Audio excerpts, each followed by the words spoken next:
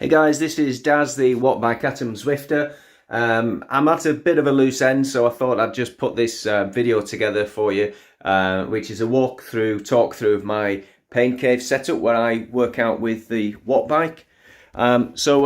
This is us coming into the back half of my garage. I'm just going to spin around so that you can see what the garage front looks like. So there's my working office. I'm working from home and I have been doing throughout lockdown. We've got a selection of free weights, kettlebells, exercise benches, things like that. Obviously we've got a TV mounted on there with the feeding from the computer, so we can run gym programs through YouTube videos and things like that on there. Obviously very important as we are in the UK, we're now coming into the cold season, so I upgraded from a little portable fan heater yesterday to something a little bit bigger. Nothing too big, but it actually does a better job than the current thing that I've got.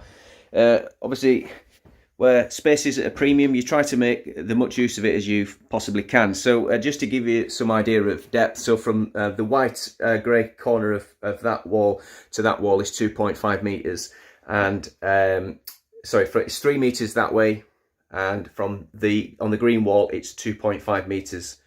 So it's not a big space that I actually work in. I've tweaked it a little bit, so I'm going to go around to the opposite side where I've just taken the corner measurement from, just so you can see roughly where the limit is. Right, so we've got a fluid water-filled, obviously, rowing machine, which is kind of tucked in on the blind end, if you like, on the wall. There's no windows here, so I'm not in anybody's way. This is something that we just added to our portfolio just to give us something else with a bit of cardio. As you can see, it's just a blend of colours on the walls, really. This is what we had left in our paints that were stored up in the loft. You can see as well, I had some leftover paint. The blue was originally the colour that we had the walls through into there before we changed them into the lilac colour, which is obviously traps a lot more light and reflects it back again. But this was inspired by a guy on YouTube. He'd actually painted the ceiling of his living room with this sky effect, and this is my kind of homage to that. Again, it just it brings it a little bit cozier rather than having in fact it wasn't even painted. That was just bare wallpaper, plain wallpaper, which was lining paper straight over the plasterboard. So it's just finished that off nicely. You can see the tributes to Zwift posters that I didn't buy from Zwift Insider. Essentially, you can get the PDF files and then you can pop along onto eBay. There's a guy on there that actually does 3 prints for the price of 2, and these are A1 paper sized. You can see they come out in really good quality as well, and it just fills the room a little bit. On the back wall, I mentioned it again in some of the podcasts, but these are just little printouts that I've then laminated.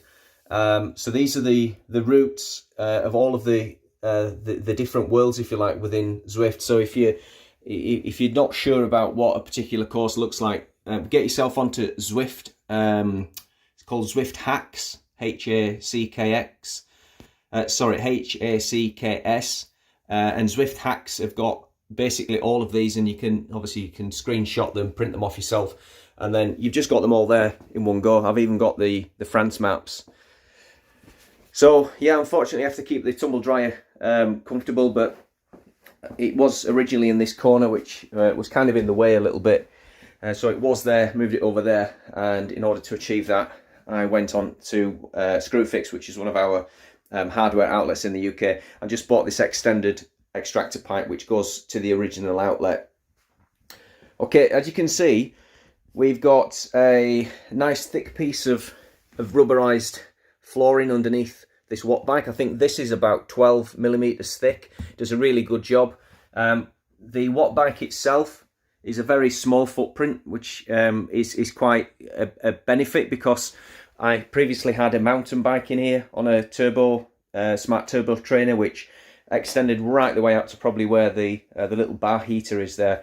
So obviously access was even worse than it is now. I keep the bar heater on in here, just keep an ambient temperature overnight, because we are starting to get chilly. and it just keeps it down. It's actually supposed to be a greenhouse heater, but it does a fantastic job just to keep things going. It's worth you spending a bit of money on these things.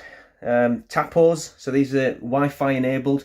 You can turn them on and off at the side. You leave them on basically on your, I think they were like £8 or something like that each. So I got one for the bar heater there, one for the fan heater in there, and I just have them coming on at random periods throughout the night.